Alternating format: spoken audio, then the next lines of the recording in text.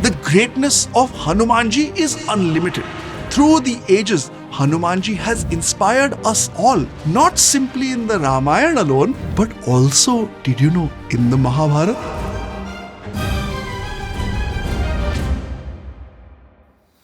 Everyone wants to be good looking. And beauty is one of the biggest industries in the world today. In the world, there are people whom, as we age, we inject our faces with botox and other chemicals with the intention of looking young. But what is the secret of looking ever youthful? And how can we acquire it? This is answered in the Hanuman Chalisa, and that's going to be the focus of our video today. So if this topic interests you, then subscribe to our channel now itself. This is a small step for you, but makes a big difference in our efforts to bring the Hanuman Chalisa to everyone. And if you want to hear some amazing stories about Hanumanji, then make sure you stay till the end. In Hanuman Chalisa, Goswami Tulsidas ji describes Hanumanji as Kanchana Barana Viraj Subesa Kanana Kundala Kunchita Kesa. Hanumanji's appearance has a golden hue. He wears beautiful clothes. He is wearing earrings in his ears and his hair is thick and curly. Beautiful looks, shining skin, thick curly hair. Who doesn't want this? And according to Ayurveda, these are sure signs of someone who is living with a high level of pranic shakti. How do we get this pranic shakti? By consistent, regular, disciplined sadhana through regular spiritual practices. These don't need to be long hours spent in meditation. Even 5 minutes of meditation is sufficient as long as it's consistently and faithfully followed. And don't we see on the faces of all great masters in times past and even today a beautiful glow? Where does that glow come from? It comes from spiritual processes. So the result of Hanumanji's intense sadhana is visible in his very form. This glow we can also develop. How? Goswami Tulsidas ji says, Haath Vajra aur dhwaja biraje, kandhe muj jane saje. Now, in our previous video, and if you want to see this, you can click on the link below, we have learned how Hanumanji was struck on the chin by Indra with the Vajra. But what is this Vajra? What is this weapon? And how can we bring it into our lives? In the 6th volume of Srimad Bhagavatam is a wonderful katha of how this Vajra was formed. There was a asura called Vritrasura who was endlessly harassing the Devatas, the divine being. And so the king of the Devatas, Indra, went to Bhagavan Vishnu and said, Hey Bhagavan, we need your help to overcome this asura. Now Bhagavan said, I have the technique, the potential capability to overcome him. But to take this potential and make it tangible, you need the spine of a great yogi. And Bhagavan pointed him to Rishi Dadichi. Now Rishi Dadichi, who was not at all identified with this body, who was reveling in the highest truth, happily discarded this body, made the ultimate sacrifice. And Indra was able to use that spine, infuse it with the power that Bhagavan had given him, and utilized this Vajra Astra, this divine weapon, to overcome Vritrasura. Now, in and of itself, this is an esoteric story, but it has deep spiritual meaning as well. Indra represents our indriyas or our senses. Our senses are overcome by the asura of vrittis or tendencies.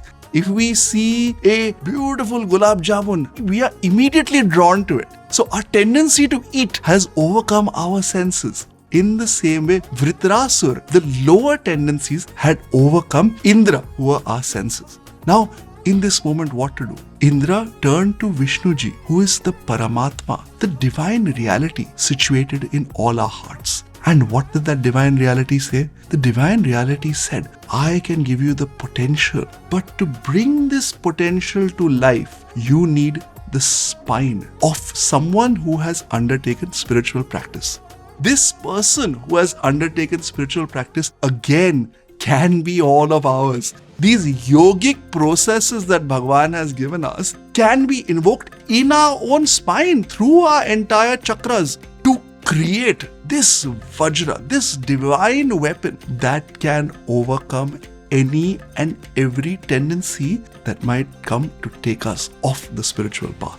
So beautifully, Hanumanji is said to be the very embodiment not just of this weapon, but of this spiritual potential brought to life. That spiritual potential is in each one of us, and Hanumanji shows the way.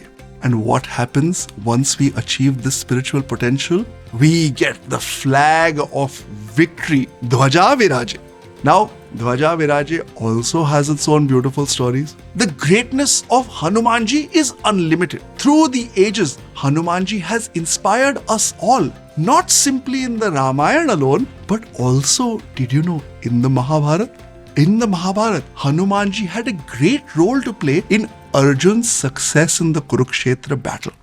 Once, before the Kurukshetra war started, Arjun did a pilgrimage across India. And this pilgrimage took him to Rameshwaram in southern India, from where Bhagavan Shri Ram had built the Ram Setu to go to Lanka. So seeing this beautiful bridge, Arjun wondered out loud that if Bhagavan Shri Ram was such a great archer, why didn't he build a bridge of arrows? There, Hanumanji, in the guise of a young monkey, was watching Arjuna say these words. And he also spoke up and said, "Well, Arjuna, if you are such a great archer, why don't you build the bridge?" So Arjuna went one step further and said, "I will build a bridge, and if you are able to break it, I will end my life here itself." So Arjun then started to build this bridge. In no time he built a bridge of arrows, and Hanumanji just placed his toe on that bridge, and immediately the bridge collapsed. Not one to give up, Arjun took all those arrows, built a second bridge, this time even bigger, even greater, even stronger. And Hanumanji simply flicked it with its tail, and the whole bridge was destroyed. Arjun, in a fit of despair, started to prepare for his own self-immolation. At that time, Bhagavan Shri Krishna realized that this was happening, and he showed up on the spot disguised from both Arjun as well as Hanumanji as a young Brahmachari. And as a young Brahmachari, he said, "What is going on here?" And Arjun told him the whole story. At that time, Bhagavan said, "Well, if you two made a bet, who is the witness? Any bet needs a witness to be proven true or false. So I will act as the witness, now you try again." At that time, Arjuna prayed to Bhagavan and again built this bridge. Hanumanji flicked it with his tail, it didn't move. He put his toe on it, it didn't move. He stood on it, it still didn't move. Then Hanumanji assumed his full form and started jumping on the bridge, but it still didn't move. At that time, Hanumanji realized that something is going on here. And he looked under the bridge. He saw Bhagavan in the form of Bhagavan Shri Ram. At that time, Arjun also looked and saw Bhagavan in the form of Bhagavan Shri Krishna holding this bridge up. Both of them repenting fell at Bhagavan's feet. At which time Shri Krishna told Hanumanji that you shouldn't test other devotees in this way, you should help them. Bhagavan told Hanumanji to be present on Arjuna's flag in the Kurukshetra war. Dhwaja Viraje, one who is sat on the flag. And even today, if we see paintings and pictures of Bhagavan Shri Krishna delivering the message of the Bhagavad Gita to Arjun, we will see on the flag Hanumanji listening intently. Not only did Hanumanji listen to the Bhagavad Gita, he was with Arjun at every step, protecting him throughout the war. At the end of the 18-day battle, Bhagavan Shri Krishna, who was the charioteer for Arjun, untied the horses and let them run free. Then he told Arjuna, "Arjuna, get off." Arjuna said, "No, Bhagavan, you first." Bhagavan said, "Nothing doing, get off right now." As soon as Arjun jumped off, Bhagavan himself got off and looked at the flag. And immediately as he looked at the flag, the entire chariot burst into flames. Arjun couldn't understand what was happening. Bhagavan said, "Look, there goes Hanuman jumping off your chariot. For 18 days he protected you against all the weapons. It was his protection that you had. This chariot had been burnt long ago. Hanumanji kept it together for you." And even in our own lives, as we go through our battles, as we go through our challenges, we are protected by Hanumanji. All that we need to do is ensure that we are remaining true to our spiritual disciplines. Now, one logical question that you might have is, how does one develop this Vajra Angi? How does one develop this ability to take our virya and make our body Vajra? How does one develop the ability to carry this flag of victory in our lives? The answer is Brahmacharya. We know this because it's revealed in the next line. Kandhe muj janehu saje. Janehu is the sacred thread which is a symbol of a brahmachari. Now there are 4 stages of life within Hinduism.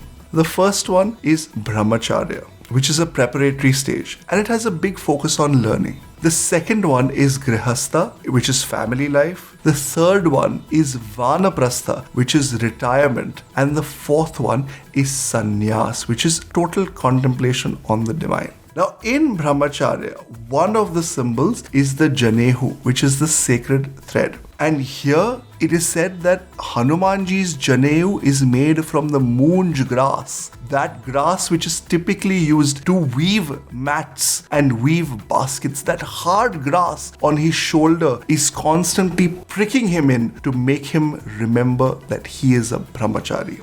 This ability to maintain his brahmacharya at all times gives Hanumanji his strengths. This will not just give us the protection of Hanumanji, but also everlasting, youthful, good looks and a spiritual shine. Such beautiful words with so much depth, so much detail. The Hanuman Chalisa, if we understand it, can change our lives. But if we live it, can transform our very being itself. So if you want to live in accordance with the Hanuman Chalisa, we have undertaken this seva to bring the messages of Hanuman Chalisa to you.